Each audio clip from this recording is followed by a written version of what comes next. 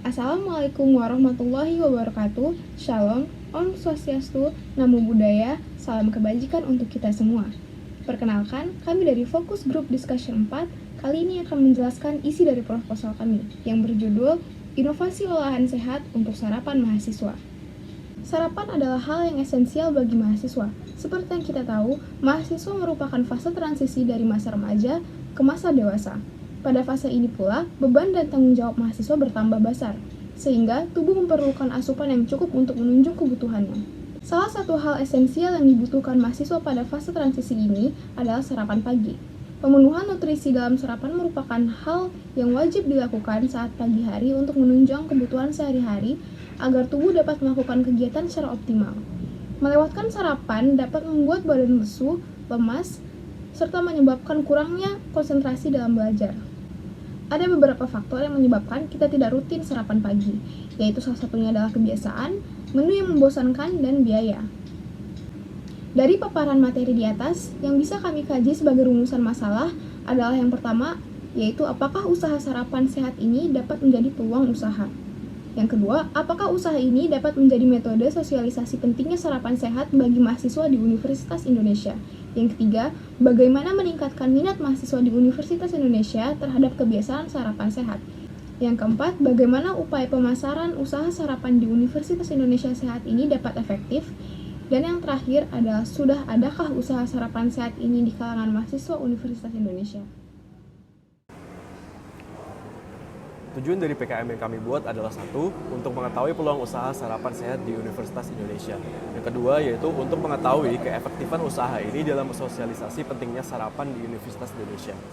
Yang ketiga, memperoleh cara untuk meningkatkan minat mahasiswa di Universitas Indonesia. Dan juga untuk terhadap kebiasaan sarapan sehat.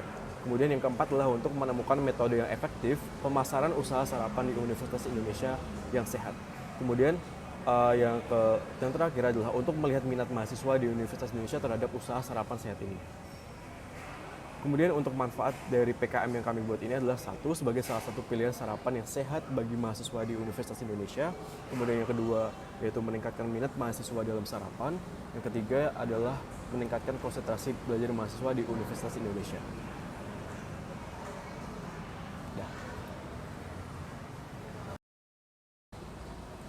Untuk keluaran ataupun output dari PKM yang kami buat ini adalah yang pertama, sarapan enak, sehat, yang dapat dikonsumsi oleh mahasiswa di Universitas Indonesia dengan harga yang terjangkau. Kemudian yang kedua adalah peningkatan minat sarapan dan meningkatnya konsentrasi mahasiswa dalam belajar dan beraktivitas.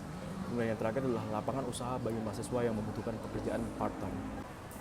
Total anggaran biaya yang kami perlukan untuk merealisasikan PKM yang kami buat ini terdiri menjadi beberapa jenis pengeluaran, yakni yang pertama adalah oatmeal sebesar Rp460.000, kemudian untuk telur sebesar Rp690.000, kemudian untuk buah-buahan dan sayur-sayuran sebesar Rp2.405.000, kemudian untuk tepung beras sebesar Rp297.000, kemudian untuk kelapa santan sebesar Rp1.122.000, kemudian untuk gula merah sebesar Rp430.000, kemudian untuk roti tawar sebesar Rp320.000, kemudian untuk smoked beef sebesar Rp540.000, kemudian untuk bahan-bahan pelengkap sekitar Rp1.400.000, kemudian untuk alat pengemasan sebesar Rp1.230.000, kemudian untuk perjalanan sebesar Rp1.200.000. Dan untuk yang terakhir terdiri dari lain-lain yang terdiri dari biaya sebesar Rp1.500.000. Dengan total jumlah anggaran biaya yang kami perlukan adalah Rp11.594.000.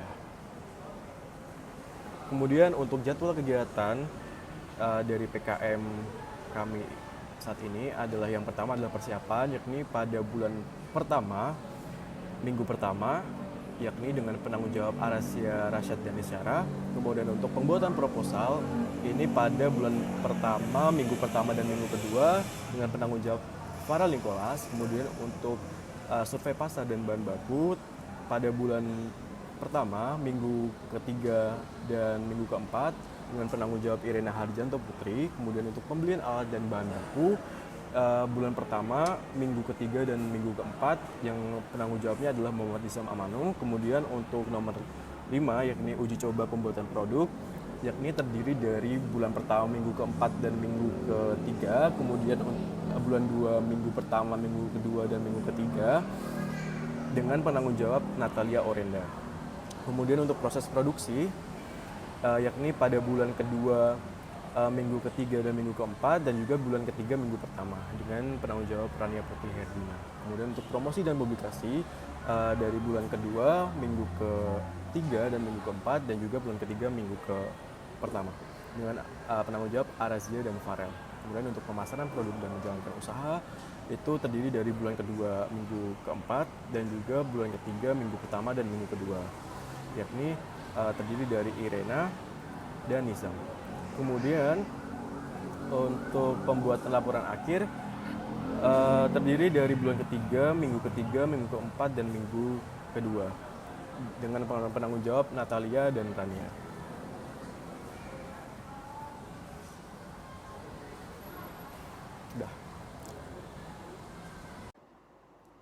Usaha dengan tema sarapan sehat ini dibuat disebabkan kami berpikir para mahasiswa sering melupakan sarapan dan lebih memilih sarapan dengan fast food, frozen food, dan gorengan yang mana makanan seperti itu tidak sehat jika dikonsumsi setiap hari.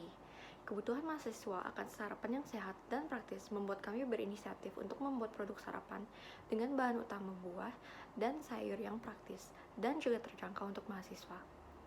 Produk sarapan sehat Pops yang terdiri dari makanan dan minuman yang dibuat dari bahan makanan bergizi ini, selain untuk mengisi perut, juga memiliki manfaat untuk kesehatan tubuh dan dapat memenuhi gizi mahasiswa demi meningkatkan kualitas aktivitas. Pembuatan usaha sarapan sehat berdasarkan pada observasi yang dilakukan di lingkungan kampus, yang mana mahasiswa cenderung sering lupa sarapan dan memilih untuk membeli makanan yang praktis dan terjangkau untuk sarapan. Peluang bisnis ini menjadi peluang usaha yang sangat menjanjikan dikarenakan produk ini memiliki keunggulan dan bermanfaat bagi kesehatan tubuh. Peluang pasar pengembangan produk sarapan sehat ini didasarkan oleh analisis SWOT, yaitu Strength, Weakness, Opportunity, dan Threat. Strength atau kelebihannya adalah dapat membuat masyarakat tertarik untuk mengkonsumsi makanan yang lebih sehat, harga jual yang terjangkau, dan kemasan praktis sehingga mudah dibawa kemana-mana. Weakness atau kelemahan, membutuhkan promosi yang berkala dalam memperkenalkan usaha produk, dan skala produksi masih minim sehingga membuat pemenuhan permintaan menjadi terkendala. Opportunity atau peluang, semakin banyak orang yang ingin berubah pada gaya hidup sehat, dan produk ini dapat dinikmati oleh semua rentang umur, sehingga target pasar cukup luas. Threat atau ancaman, hadirnya persaingan baru karena muncul kompetitor yang melihat peluang yang sama, selera konsumen yang beragam, dan modal usaha yang minim. Gambaran strategi pemasaran. Strategi pemasaran yang akan kami gunakan adalah dengan mekanisme door-to-door, atau secara langsung kepada teman-teman di lingkungan kampus, serta menyebarkan brosur atau poster secara online melalui media sosial kami. Kami juga akan menggunakan metode delivery, dengan memanfaatkan teman-teman yang berminat bekerja part-time khusus delivery. Selain memperoleh penghasilan, hal ini juga dapat menjadi opsi mahasiswa untuk mengisi waktu luangnya. Harga yang kami tawarkan telah disesuaikan dengan daya jangkau mahasiswa, sehingga lebih terjangkau. Kami juga melakukan analisis kelayakan usaha, di mana kita bisa mengetahui apakah usaha ini layak untuk dieksekusi atau tidak. Maka dari itu, kami melakukan beberapa perhitungan. Yang pertama adalah break-even point. Untuk break-even point volume produksi bisa diperoleh melalui total biaya produksi dibagi harga jual, di mana pada tingkat volume produksi 1176 buah, usaha ini berada pada titik impas. Untuk break-even point harga produksi bisa diraih dengan total biaya produksi dibagi volume produksi, di mana pada tingkat harga Rp20.000, usaha ini berada pada titik impas. Perhitungan yang kedua adalah BC ratio, di mana bisa diperoleh dari hasil penjualan dibagi total biaya operasional. Jika BC ratio lebih dari 1, maka usaha ini layak untuk dijalankan.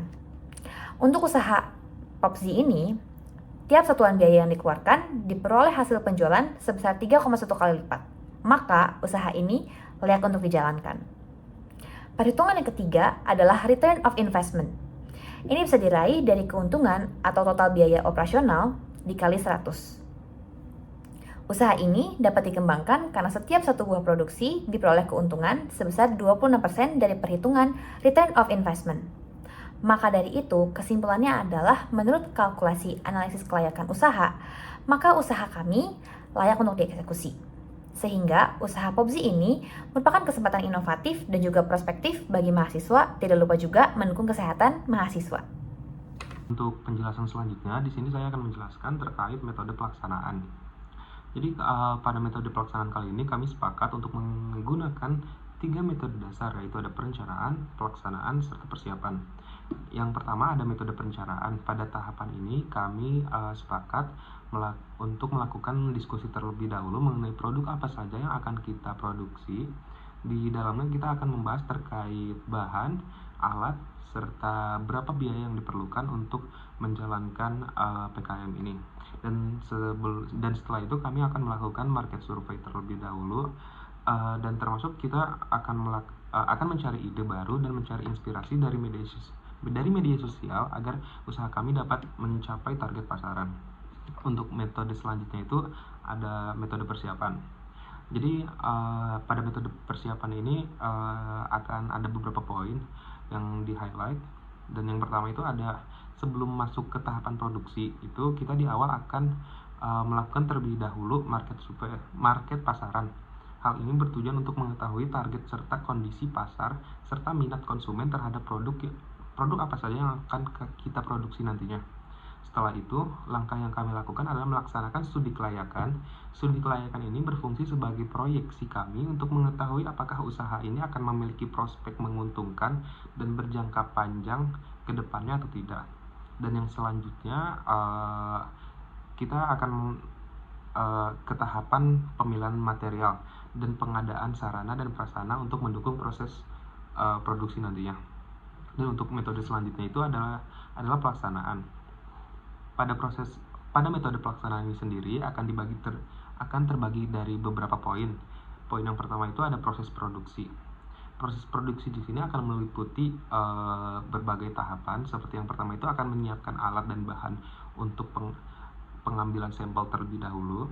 Selanjutnya akan dilakukan mendesain logo atau membuat merek untuk ditempatkan pada spanduk dan kemasan produk.